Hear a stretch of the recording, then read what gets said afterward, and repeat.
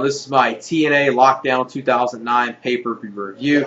On the pre-show, they had the match with Eric Young versus Danny Bonaduce. Not really going to talk much about that. It was on the pre-show, so you can't really take that in consideration when you're rating the pay-per-view. And I'm not going to rate that match at all. It was given about 3 to 3.5 minutes. At least it was given on the free pre-show instead of it being on the pay-per-view, so that helped out. Eric Young picked up the victory. Then after the match, Eric Young got beat up by Danny Bonaduce. Then you saw Rhino come out there and hit a gore on Danny Bonaduce, and that was the end of that segment. So the first time in a long time TNA actually does, a live pre-show. They have to give us Eric Young versus Danny Bonaduce. I don't think anyone cared about that, but like I said, as all I'm going to talk about that match, pretty much NA, not going to rate that match at all. Then the first match on the pay-per-view was the X Division Escape match with Jay Lethal versus Kiyoshi versus Consequences Creed versus Sheik Abdul Bashir versus Suicide. And the way this match went was elimination rules until the final 2 combatants were in there. Then when it gets to the final 2, the first one to escape out of the cage, out of them 2, wins, or in the case of this match, retains the X Division title. And the way the eliminations went for this match, Kiyoshi gets eliminated first by Jay Lethal. Then Consequences Creed gets eliminated by Sheik Abdul Bashir. Then Jay Lethal gets eliminated next by Sheik Abdul Bashir. And the end of this match was Sheik Abdul Bashir and Suicide. Went okay back and forth between them two. And Suicide did retain the X Division title. I was expecting a little more from this match. You saw a little good stuff with Consequences Creed and Jay Lethal working together. The end of this match saw Suicide and Sheik Abdul Bashir on the top of the cage. Both of them were battling to get out of the cage first. Then Suicide knocks Sheik Abdul Bashir off the top, and he goes down to the ring. And then you see Kiyoshi come out there and try to help Sheik Abdul Bashir. And then security comes out there, gets Kiyoshi out of the way, and then Suicide jumps from the top of the cage onto the security guard, so Suicide retains the X Division title that way. Wasn't a bad opener, but I was expecting a little more from it. 2.5 stars. Like I said, the stuff that was the best in it was probably the stuff that was between Consequences Creed and Jay Lethal working together. That portion of the match was pretty good. And the end of it was pretty decent with Sheik Abdul Bashir and Suicide. But like I said, I was expecting a little more from that opener. Then the next matchup was the Queen of the Cage match, which was Madison Rayne versus Sojourner Bolt versus Daffney versus ODB. And the only thing that was a highlight out of this match was seeing Daffney in a pay-per-view match and seeing her actually back as Daffney and not that whole Sarah Palin impersonating gimmick that TNA was going on for a little while. So that was probably the only highlight of this match. It wasn't a bad women's match, but it wasn't, anything that spectacular. It was just pretty much an average women's match you'd see on TNA Impact or the last couple TNA pay-per-views. Wasn't really much of anything. And the winner of the match was ODB pinning Sojourner Bolt in about a 1 3/4 star match. Then after this was probably the second best match of the night, which was LAX versus No Limit versus the Motor City Machine Guns for the IWGP Junior Heavyweight Tag Team titles from New Japan Pro Wrestling. And this was a good match like you would expect. The only thing that was bad about it was a little too short. I think, at best maybe close to 12 minutes. What they did in here was pretty good. You saw some very good stuff from Hernandez in here, working with pretty much everyone. No Limit and the Motor City Machine Guns had some good chemistry in here as well. And then the end of the match saw the Motor City Machine Guns hit the Made in Detroit, the Powerbomb Slicebread number 2 combination, Powerbomb Slicebread 2 combination onto Naito of the No Limit Tag Team. So the Motor City Machine Guns retained the IWGP Junior Heavyweight Tag Team titles in a 3 1/4 star match.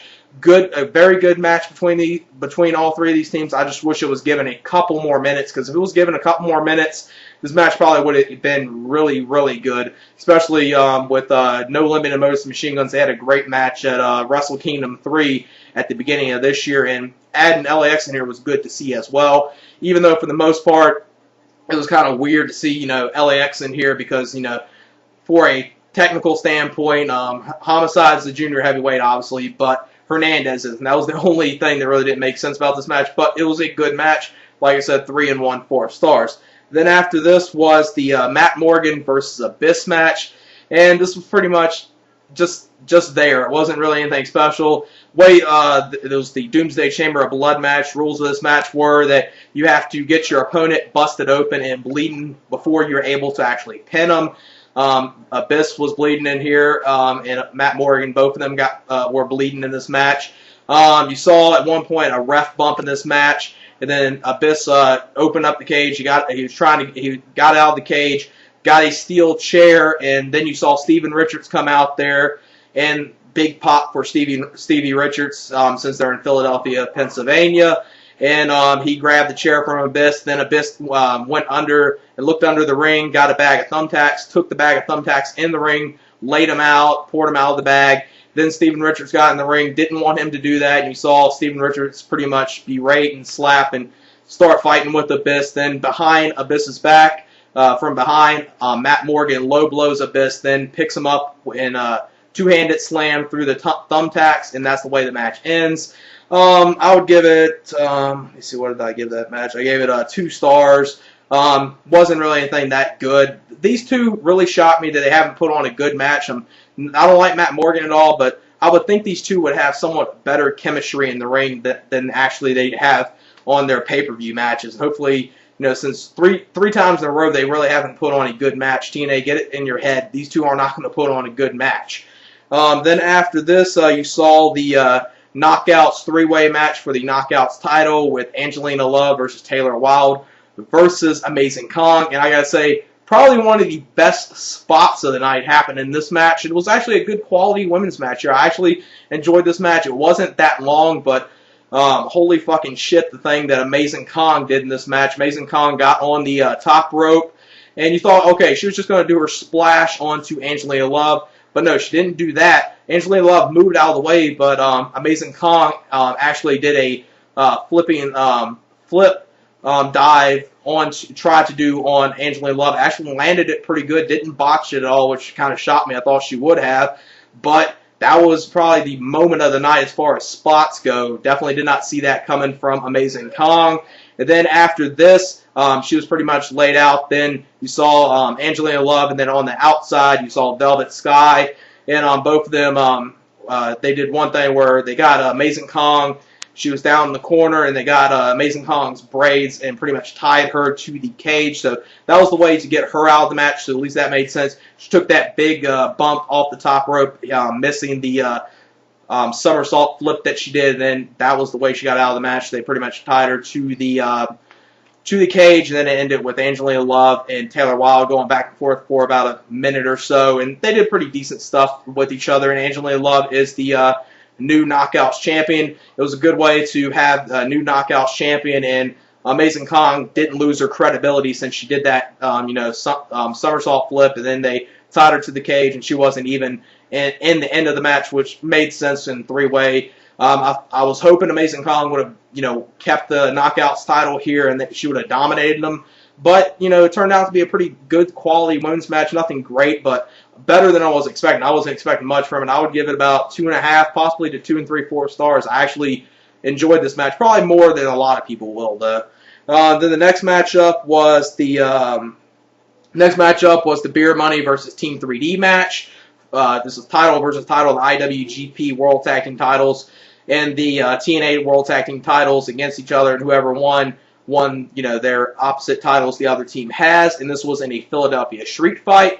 And really, this match right here showed TNA's poor production values they can have it sometimes, especially when they're, doing brawls through the crowd. You barely could, make out anything what was going on, and just the camera in that portion of the match kind of hurt the quality of the match. And I'm pretty sure, people there in these type of matches, sometimes it hurts the quality of the match as well, not seeing everything going on. And even if all this was on the, the Titantron or the Jumbotron, you couldn't really make out what the hell was going on in the crowd half the time with some of TNA's poor cameraing work. Like, TNA, when they're not doing stuff inside the crowd, they can actually go against WWE's production values at most of the time. But when they go and stuff in the crowd, they really show their, second-rate camera skills they got going on there. That was kind of bad there. Then they battled back to the ring, and the end of this match saw James Storm was outside the ring, and he was about to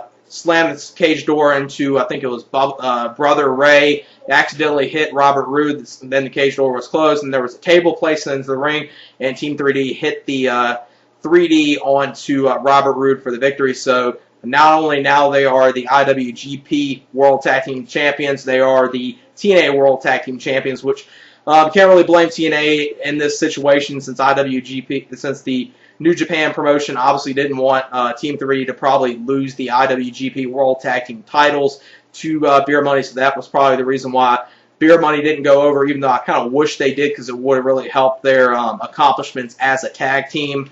Hopefully with the thing they did with James Storm accidentally costing the match for Beer Money, hopefully that doesn't mean they're going to break up the tag team. Because that's the last thing TNA needs to do is break up that tag team, because that's one of TNA's good things going on within the company is the tag team of Beer Money Incorporated.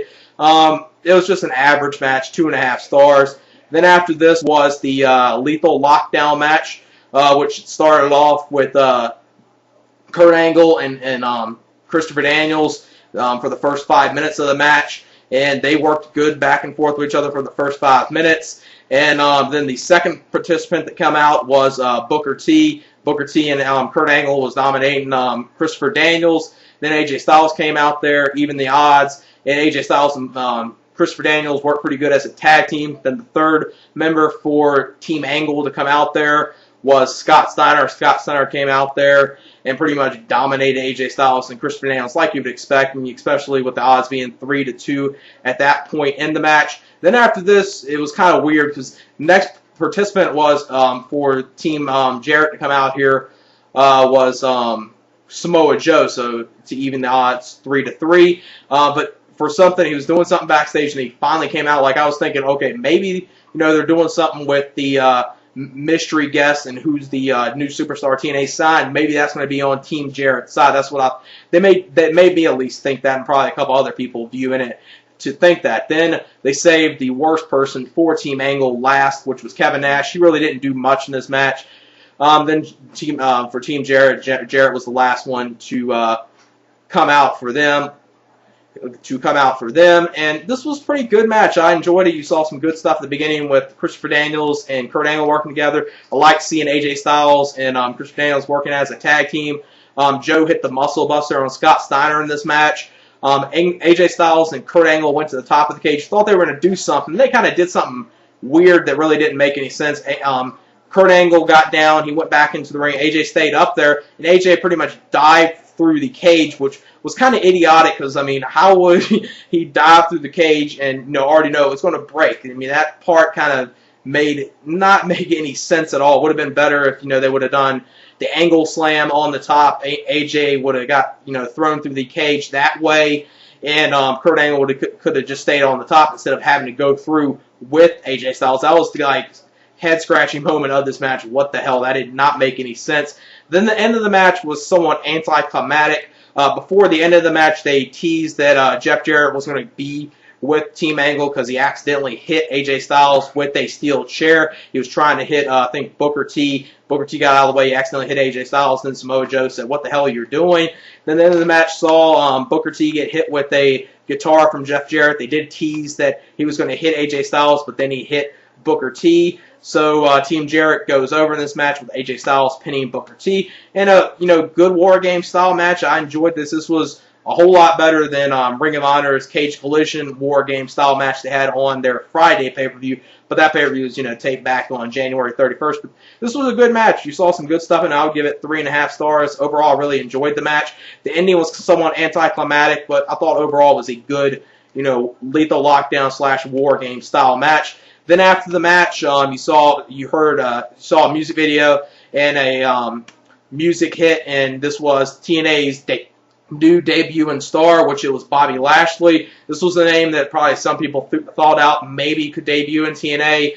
I heard a couple rumors that it was probably going to be Bobby Lashley anyway. Bobby Lashley, he's not a big star for TNA, but the one thing is, he didn't really get his just due in WWE. I thought, he could have been a whole lot better in WWE than actually he was utilized as. He had a very good match with John Cena back in 2007 at Great American Bash.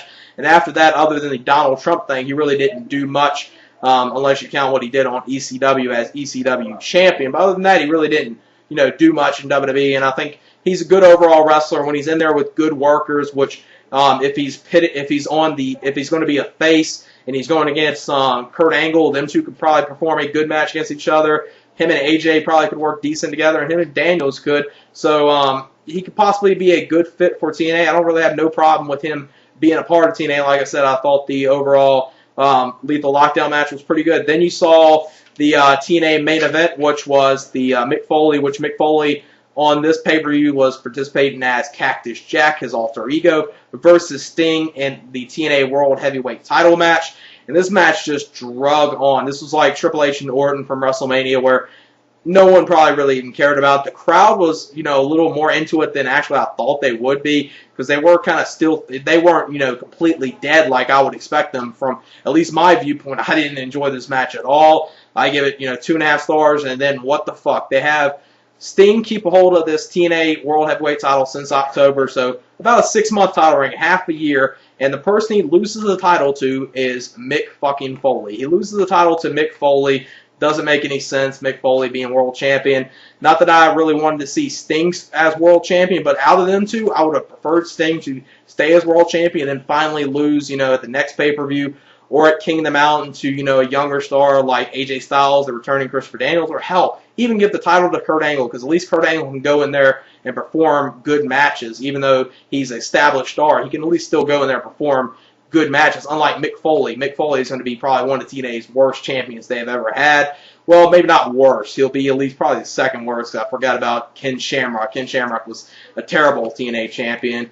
But, this was, why did they have Mick Foley go over? It didn't make any sense. And it was just a match that completely dragged on forever, it just seemed like. It was probably given a little too much time. If that match would have delivered, it would have been good. I probably would have gave this pay-per-view about a 7.25, because actually before that I was kind of, thought this was a good pay-per-view, even though I still think it was a good pay-per-view because I enjoyed the triple threat match for the IWGP Junior Heavyweight Tag Team titles, and I enjoyed the Lethal Lockdown match. The main event was, completely terrible. I didn't enjoy it at all. Like I said, at best I would give it, 2.5 stars, and that's being generous to the main event. Because you really didn't see much happen. I'm just giving it that to, be fair at least with the main event. So overall, this pay-per-view, I'll give it a 6.5 out of 7. It's not a bad pay-per-view. It wasn't a great pay-per-view. It's just an average pay-per-view. It's pretty much just in between. It was close to good. If the main event would have been a little better, I would have gave it a little higher. But you at least saw 2 good matches on here, like I said. But this is not a pay-per-view I would say rush to go out and see. But if you get a chance to check out the pay-per-view, check out the IWGP Junior Tag Team title match, triple threat match, and check out the Lethal Lockdown, because those 2 matches were at least good to that. At least those 2 matches were at least somewhat worth checking out this pay-per-view tonight. And yeah, that's it for my TNA Lockdown 2009 pay-per-view review and thoughts of the event. And yeah, that's it. Peace.